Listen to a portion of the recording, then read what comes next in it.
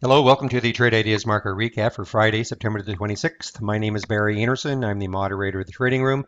This is the address to get into the room, and you can log in with your Facebook or your Twitter account. First, let's take a look at the SPY. Yesterday we had the horrible day, down all day, big loss on all the indices. The post market and even the pre market didn't show very much, and in fact, in the pre market, it looked like it was going to start tanking again. But then we had a nice rally, big rally in the SPY today. So all is well again, of course. So, but the big excitement in the pre-market today was in JNS.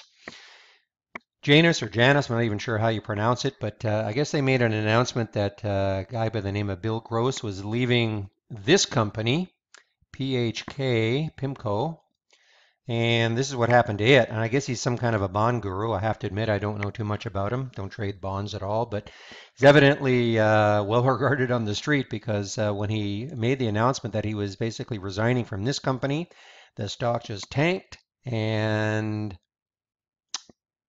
this one just soared. I mean, my goodness, this was trading yesterday at $11.12, and it hit a high in the pre-market of 15.90. And it has basically held its gains. I mean, it had a dip down to 14.29, but it's basically held its gains. Today was a strange day for me because I had one trade that I'm going to talk about. Well, two trades, I guess, but the rest of them were just little scalps. Not like me. I don't usually scalp. I'm not going to go over them. I did scalp this one. I think a couple of times. And when I say scalp, getting in and out for 10 or 15 cents very quickly.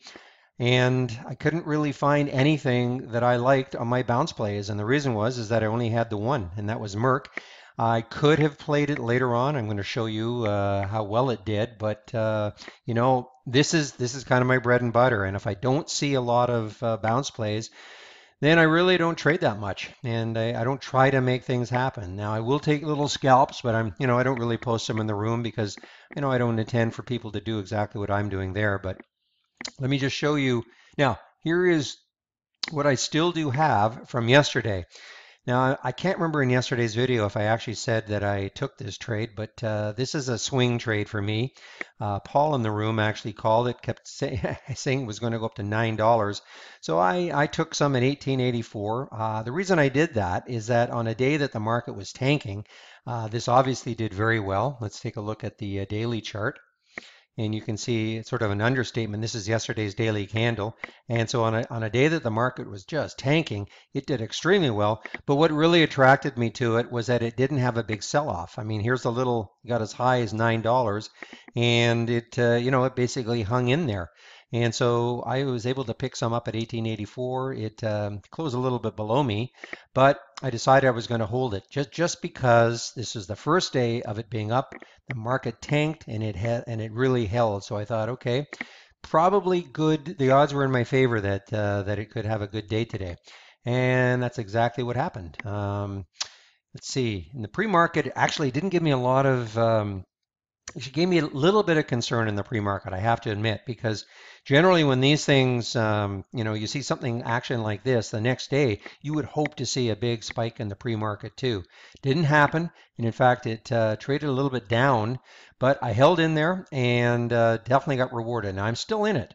Hit a high of 940, and it's still hanging in.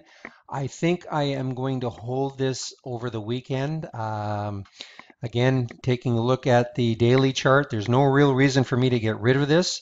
And if it certainly if it holds $9 on Monday, now if it drops back down through $9 on Monday, I will not yeah $9. I will certainly get rid of it.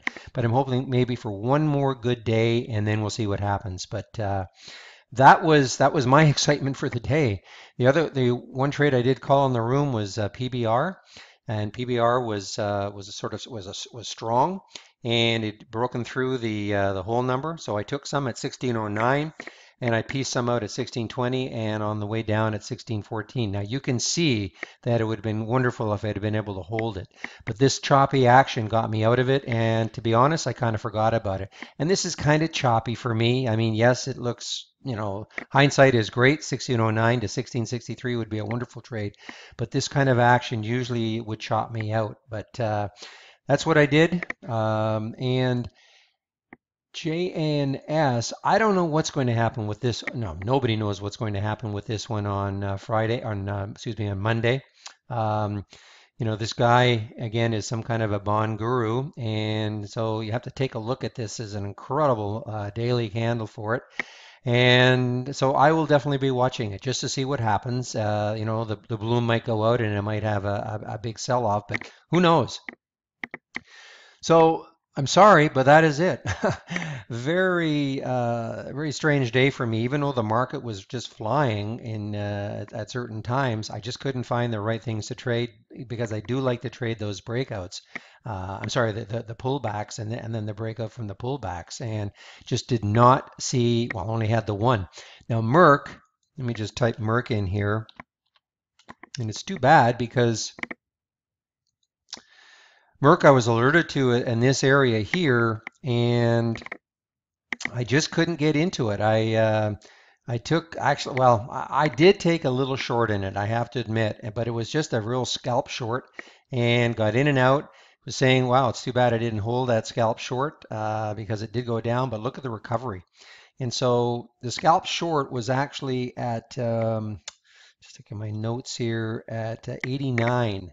So 58.89, it was right in this area here, and took the short and went down to 58.80, and I got out of it very quickly, and it popped back up and then down.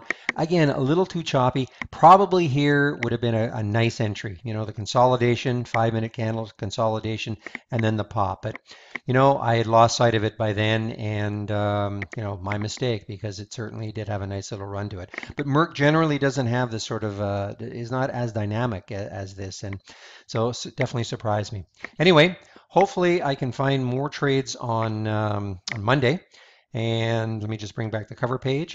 Hope to see you in the room on Monday. And again, you can log in with your Facebook or your Twitter account.